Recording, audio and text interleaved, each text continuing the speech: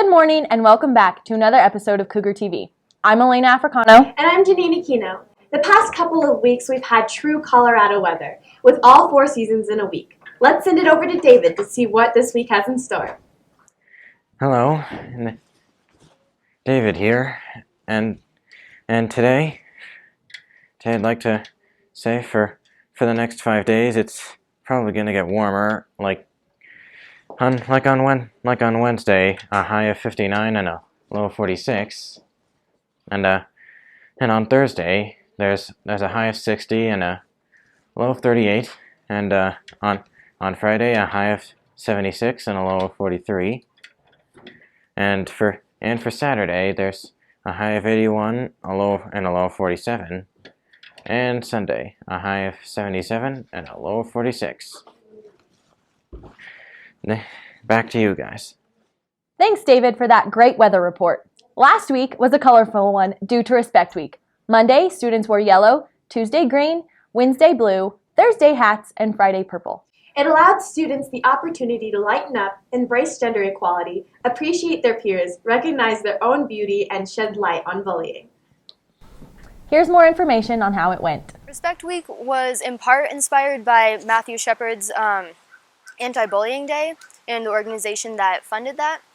And then Miss Belkey, who runs the PTA, I think, she came to the GSTA with the idea of Respect Week and how we would have different themed days to incorporate different themes of respect, one would say. And once she came to talk about that, it really took off with a ton of other clubs and organizations. We did come up with a few as the GSTA, but many of our theme days were actually given to us by other clubs. Lighten Up Day was given by the Mentor Program, and Freshman Appreciation Day was given to us by Pay It Forward. And then Hat Day was given by the Thespian Society, and Cougars Care co-sponsored that. I think in an ideal world, Respect Week would open the conversation.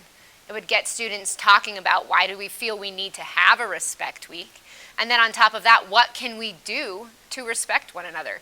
And I don't think it has to be that difficult. I think respecting one another can be listening when another person is speaking and not talking over them, choosing not to use bad language in the hallways in front of adults and in front of other people that you don't know very well. Just choosing to live a respectful life could work wonders for a lot of students. I think more attention would be brought to respect if it was a standard, if it was required of students, if it wasn't okay to throw your trash on the ground because other students would tell you, hey, pick that up. If other students would say, hey, I don't appreciate you saying those words, calling them that name, right? I don't appreciate the way you talk to the teachers. I think if it became a cultural change, then we would see a greater effect than if we just passed along rules. All we're asking is for a little respect when you come here. So Cougars, please show your respect. And for you to show your school spirit, you might be wondering when you can buy Cougar shirts on campus again. Cougar TV, search for the answer. Lauren Hugel, I'm treasurer at Coronado High School. Me and the rest of Cabinet are running the Cougar Store. We're going to be opening up like the last week of October, and we're just going to run it throughout the rest of the school year. We don't have set dates quite yet, but sure enough we will have set dates, and we'll let you know more about that on announcements. We're selling, this year we're going to get hats, scarves, and socks that are new. We are also going to purchase more of the tie-dye CHS shirts with like the little Cougar paw print. And then also, also we are selling the Cougar Crazy shirts. And we'll let you know if we get anything else. The pricing has not been determined quite yet. It kind of just depends on how much we have to buy and order and shipping. The purpose of the Cougar Store is to get kids more involved in school spirit, and so we can wear a mad red and gold on gold days and all that fun stuff. The money goes to fundraising either for Save the Parade or athletics. It kind of depends on like what, but it's mostly just for like purchasing the clothes, and then the money just is saved. The fall production, Wendy, is well on its way to be one of the best Coronado has seen. As the show date gets closer and closer, we decided to check in and see how the theater crew is preparing for the big day. Hi, I'm Constance Picard, is with the drama teacher Miss Ambrose, behind the fan Peter and Wendy. Come on!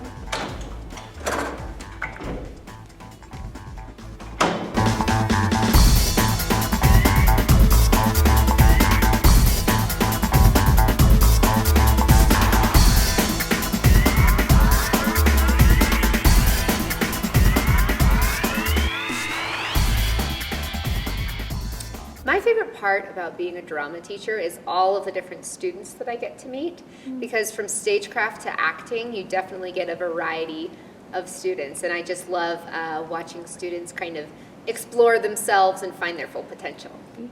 I chose Peter Wendy for this fall because it's a different style of play than we've done in the past. So it's a deconstructed version of J.M. Barrie's Peter and Wendy and the Little White Bird. And that show opens November 3rd, 4th, and 5th, and we have cast members from freshmen through seniors, so it's a great wide variety. Yeah, so auditions are just the first step. From then on, we have 8 weeks of 2-hour rehearsals every day after school.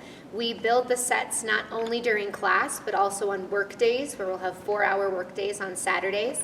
And then show week, we're here for about 6 hours a day, just working on the production and getting it where it needs to be. So it's a whole lot of hours. Peter and Wendy opens November 3rd, 4th, and 5th. On the 3rd and 4th, it's at 7 p.m. and on Saturday, it'll take place at 2 p.m. Hope to see you in the audience. Thank you guys so much for watching. Don't forget to buy your ticket because it's going to be awesome. See you next time. I can't wait to see the final product. Me either. Band held their annual Carabas Night fundraiser and performance last Thursday night, where the various bands at Coronado all jammed out for a few hours.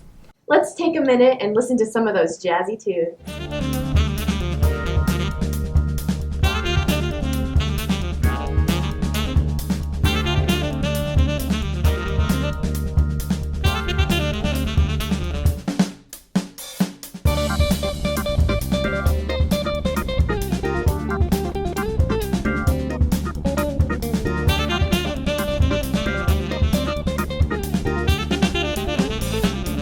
Looks like the band did a great job. Super groovy. Now let's send it over to your main man, Sam, with sports. Thanks, anchors. Let's see how your Cougars did this week. Tucker Travins and Riley Friedel made it to the final 6 for doubles at 5A state competitions in tennis. Football lost against Vista Ridge 28-6. Volleyball won against Doherty 3-0. And our boys soccer lost against Pueblo South 3-0. Coronado's wonderful softball team wrapped up their season October 6th. They fought through the season with great pride and effort. Let's take a look at what Tessa Krager had to say about this year and what we can expect for next. My name is Tessa Krager. I'm a senior. So our team did really good on defense this year. We all worked together and our defense was just solid. And for next year, freshmen, I would say we could help them with batting a lot. There were a ton of close games, and whenever we were really close, we all really got into the game and started cheering for everyone. That was really fun. I would say go to any of our pink out games. We play a couple each season, and our senior game is always really fun because we always play really hard. I like softball because I like playing with all those girls, and it's just fun to be a family with them. What a season. We can't wait to see what the girls will do next year. Now back to Elena and Janine for more Cougar news. In the very little free time the teachers here at Coronado have, they find a lot of different ways to spend it. Miss Brandt, a very familiar face here, spends her time off mountain biking around the city. In an effort to share her interesting hobby with students and staff, she has recently started a mountain biking club. Why did I start mountain biking? Because we live in one of the best places in this country. It's so beautiful here, and there are trails everywhere. So I started riding probably in 1987, way back when, and continued it because it's a great way to get exercise and it's a great way to see all the beautiful features that we have around here. Some of my favorite places are up where I live, up north. I love to ride Mount Herman, I also like to ride Rampart Reservoir, so where I grew up in Woodland Park, and love to ride up Rampart Reservoir, Ute Valley, Stratton Meadows we just rode yesterday, and that was a great ride, so enjoyed that. Mountain Biking Club runs every Wednesday right after school, and we meet at 4 o'clock. You need to provide your own bike, helmet, water, and transportation. And we ride various trails locally here. Next week, I believe we're riding Palmer Park. So we'll ride as many trails as we can as long as there's daylight. We will ride this fall until the daylight savings changes, and then we'll ride again in the spring. And we'll also ride on the weekends whenever we can, whenever the weather's nice.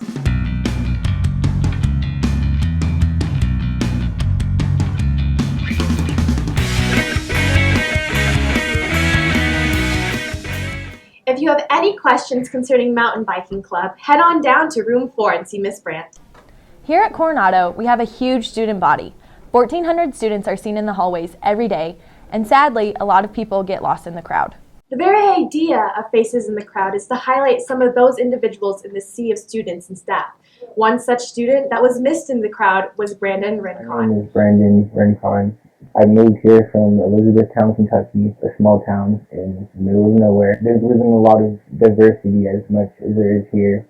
There was a lot of these people that share the same ideologies and the same views of life as other people. I moved to Colorado because I really did not like Kentucky. Originally, my stepdad, he was in the military, and he got sent to Washington, and my mom, we owned a house, and so my mom had to stay in Kentucky until she was able to sell the house, and so I ended up deciding to leave Kentucky early and stay with my dad for a year. Coronado is very big compared to my old school. You know, it's not just the size of the buildings and everything, but the student body is huge compared to my old school. You know, here you have full classes where, you know, all the students can sit in every single desk, and at my old school, it was more like 15, 20 people to a class, and there was more time for